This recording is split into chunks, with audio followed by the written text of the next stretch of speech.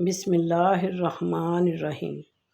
قرآن مجید سیکھنے اور سکھانے کا عظیم اجر۔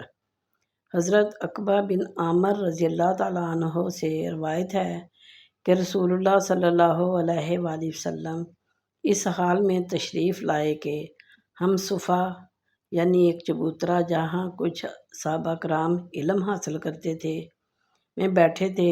آپ صلی اللہ علیہ وآلہ وسلم نے ارشاد فرمایا، کیا تم میں سے کوئی یہ پسند کرتا ہے کہ وہ روزانہ صبح وادی بطحان یا عقیق کی طرف جائے اور وہاں سے بغیر کسی گناہ اور بغیر کسی قطع رحمی کے 2 بڑے بڑے کوہان والی اونٹنیاں لے آئے؟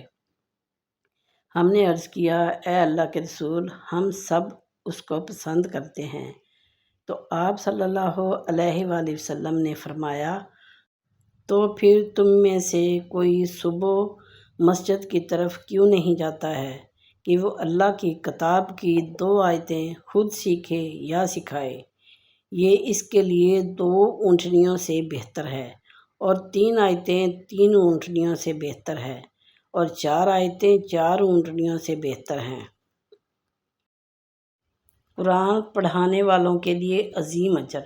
رسول اللہ صلی اللہ علیہ وآلہ وسلم نے ارشاد فرمایا، جو شخص قرآن مجید کی کوئی ایک آیت بھی کسی کو سکھاتا ہے تو جب تک وہ آیت تلاوت کی جاتی رہے گی اسے اجر و ثواب ملتا رہے گا۔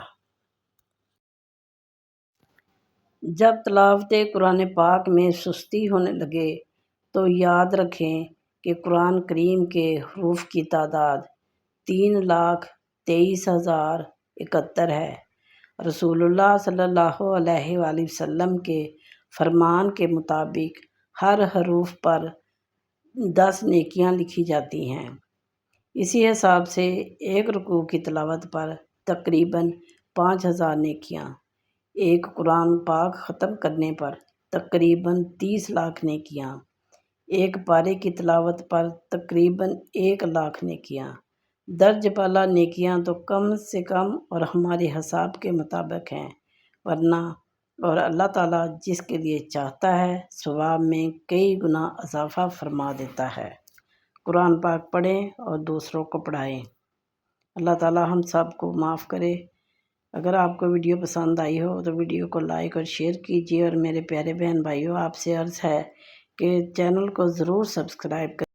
آپ کی بہت بہت مہربانی ہوگی، اور پلیز ویڈیو کو پورا واچ کر لیا کریں۔ Thank you.